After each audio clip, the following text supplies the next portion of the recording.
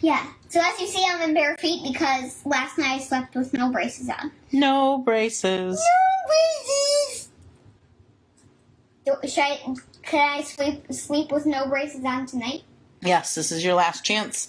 And then you're going to be in CASTS for like 3 or 4 weeks. So if you see my feet right now, I was born with my left foot like rotated all the way upside down. So I was basically like this. No, it was turned up like this. It was turned like all the way upside down pretty much. Yeah, not like this, but like this. Yep. And then my knees were like stuck in flexion. I couldn't straighten them. Mm-hmm. Same thing with both of them. Mm-hmm. And then my arms were stuck straight. I couldn't even bend them. Mm-hmm. Now for my legs, since they were both stuck in bent position, my arms were stuck straight like this. Mm-hmm. Dr. Feldman, my doctor, who's down in Florida, straightened out my right knee and my left knee and made sure they could bend and straighten. Now, can you stand me up so I can show them how I bend and straighten them? Sure. Do a plie or something. Ready, set, go! Now, if I were to walk back, this is how he made me so that way I could walk. Mm-hmm. Like this. Here, I'll walk this way. Watch my knees and bend. And guess what else I can do? What else? Bend and straighten. Now, I have to wear braces, called AFOs. Those allow me so that way I can walk.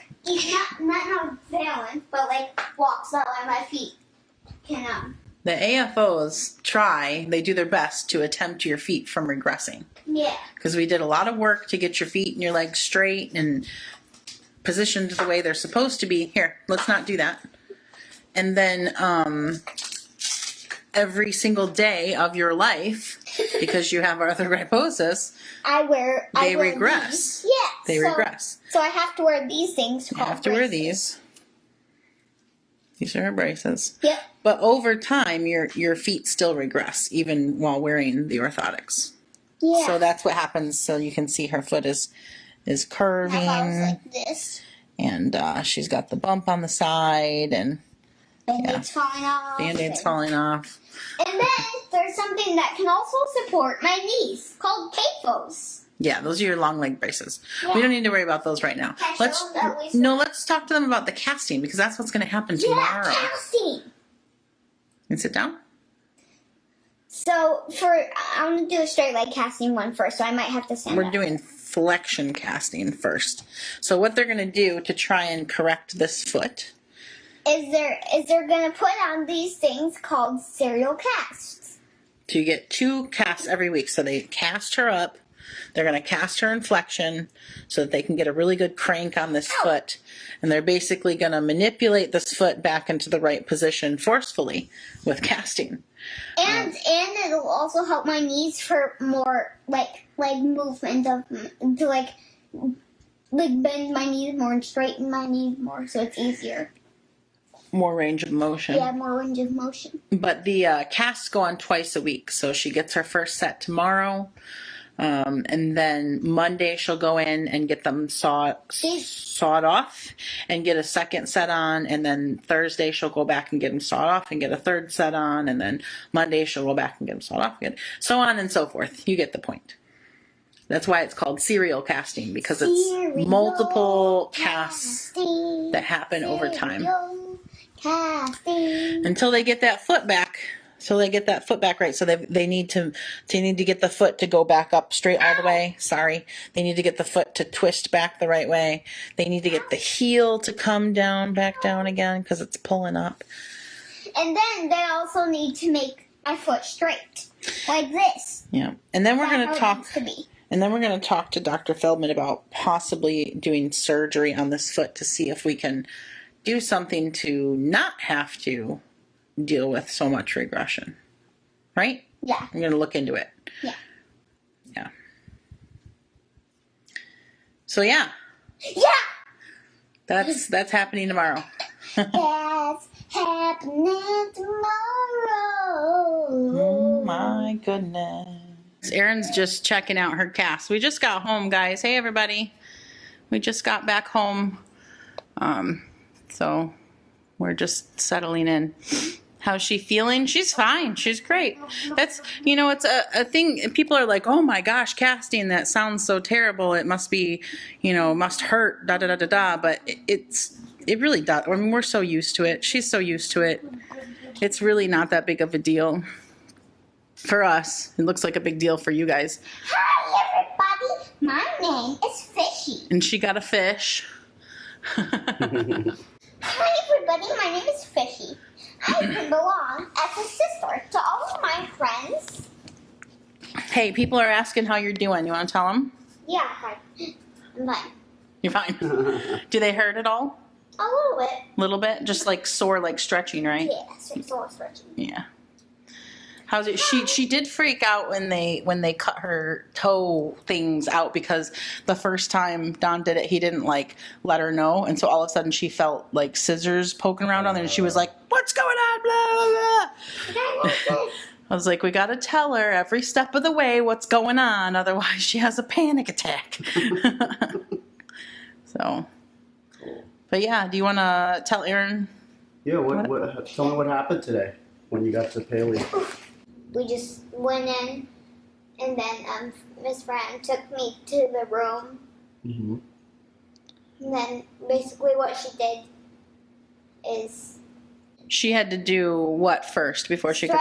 Stretching, and then they did measurements. So they stretch her just to get make sure they're getting the full range. How long does that take? About 10 minutes or so, and then they start using the goniometer to measure where her foot's going, what degrees, how far, and so there's a score for each of those, how far up her foot is, how far down her heel is. All that, how much her knees bend. There's a score for all of that. Were you surprised with any other readouts, or was it pretty much what you expected? I think they were pretty good. It wasn't terrible. I mean, we definitely have some work to do on that left foot. That's for sure. And Fran was she's not 100% convinced that she won't need a repeat tenotomy, which sucks because she's already had 3 of them. What is that exactly? The tenotomy is when they clip her heel cord at the back to bring, it just helps that foot go all the way to 90, how yours is 90, at a 90-degree angle to your leg. Pretty intense? No, it's a super quick and easy, but the problem is the more times you do it, the more scar tissue builds up. So I don't want to do it if we don't have to. And what's the recovery time for something? It's nothing. It's I don't even know, maybe a week and a bandage or something, And that's just for this guy right here, or is it for both? It'd probably just be for the left side, I guess, because I don't think the right side would need it. But so then what happened, Anna? So after she did all your measurements and she stretched you out and stuff, then they started the casting process, right? Yeah. So what's the first part of casting? What did they do? So first they put on the stockinette. They didn't put the whole piece of stockinette over the whole leg. Mm-hmm. They just put it at the top of your thigh, yeah. Mm-hmm. What's the next layer? What was it? The cotton. Yeah, the cotton. So they wrap cotton around. And I like the way Paley does it because they don't do the whole leg at once. So they start with the cotton down here and they roll it up to here. Mm-hmm. And then they cast this part of the leg, because when you're casting the feet, because the whole point of this casting is to correct her feet. Okay. All right. So, but in order to get a good pull on her feet, they have to include the knees, because then it scrunches you up, right? That's what gets the force against the foot, is it pulling on the knee. Mm-hmm. But the fact that they do it partially is better, because then they can really work the foot into the right place. They can really get a good focus on the foot and not worry about what's happening up here. And then this is just a support for... Right, that's just a support for pulling. So they do it up to here first. Okay. And then once this is done, then they go back and they cotton the top and they do the top and then they squish it all together. So which leg did they do first? They did left first, because left is more difficult. Okay. And how long did it take them to get the first portion before they started in with the second? This is the number of what said to this. With that one being more difficult, it probably took a little longer to get that foot set, because that foot's a little more of a pain in the butt. So they probably spent a good 20 minutes just on that lower leg. Uh-huh. And then like another 10 minutes finishing it up. And then over here, this one didn't take as long because it doesn't need as much. And what does this number 1 indicate? That indicates that it's the first set of casts. One out of how many? However many it takes. They haven't decided yet. They don't decide. They wait and see where the foot is and they measure in between and yeah. Yep. Cool. Yep. Neato.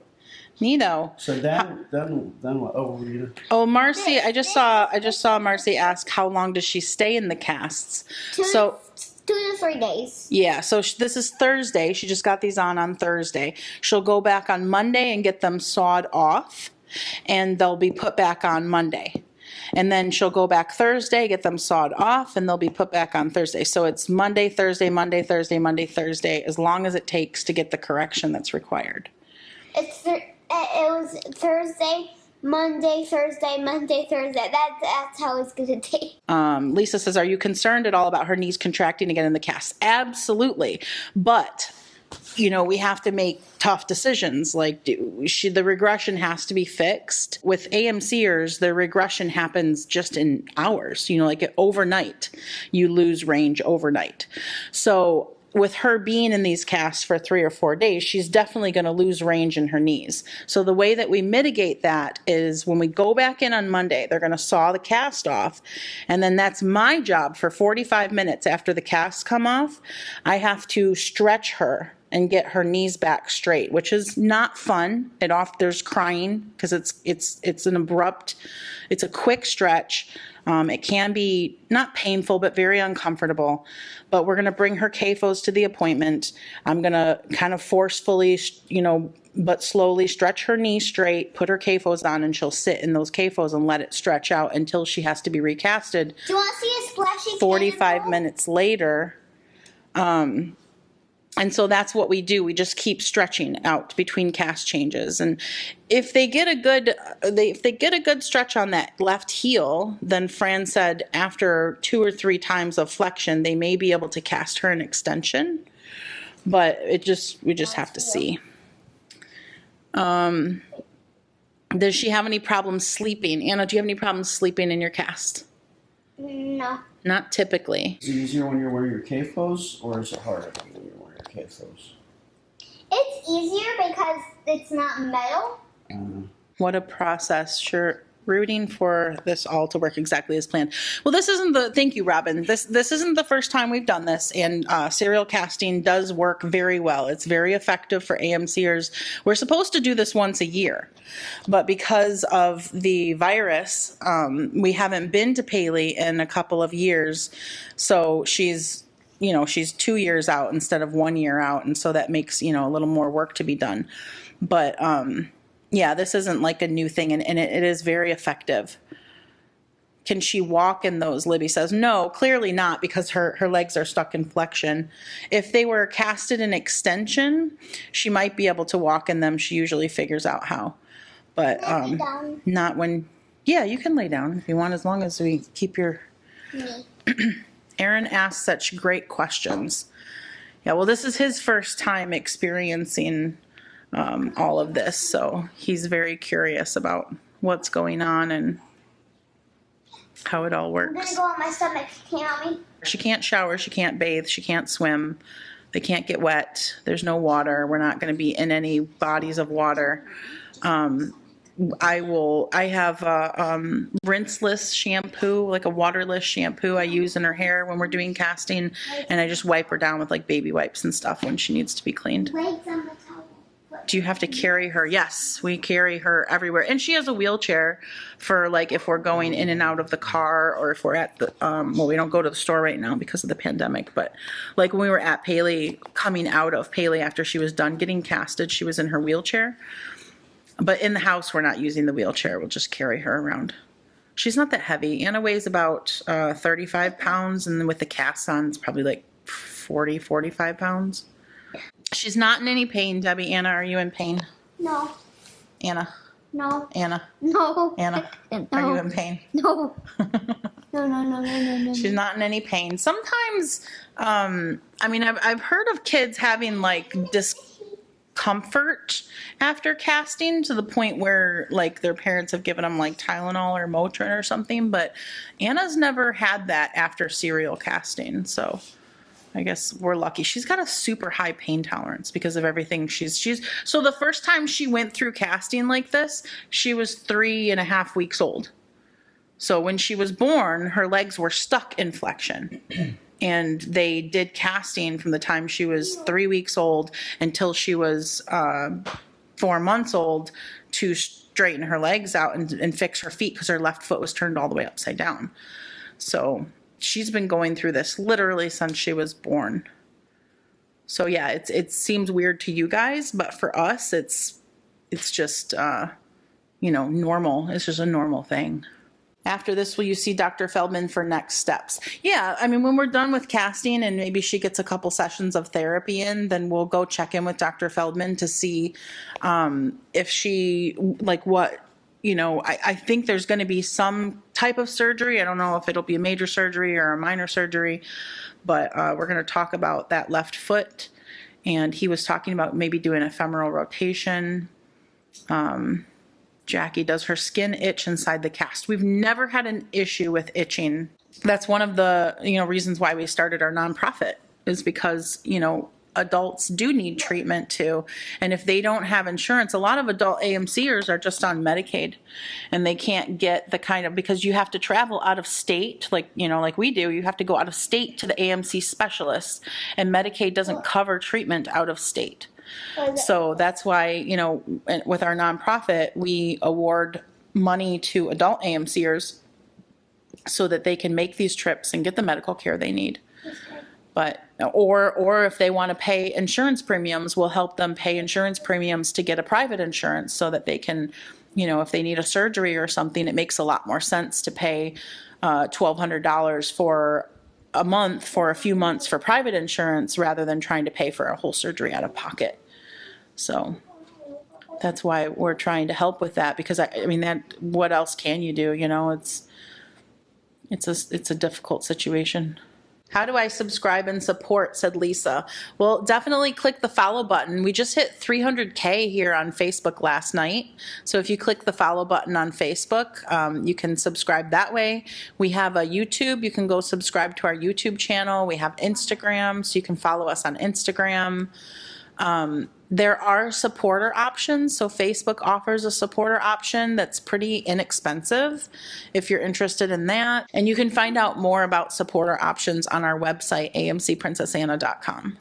Just click on the supporter tab in the menu and you can read about that. Goodbye, everybody. Bye. Bye. Do you think it's more important to be rich or kind? Kind. Why? Because kind people do beautiful things. Oh, baby, you're so smart. I love you. That was a wonderful answer.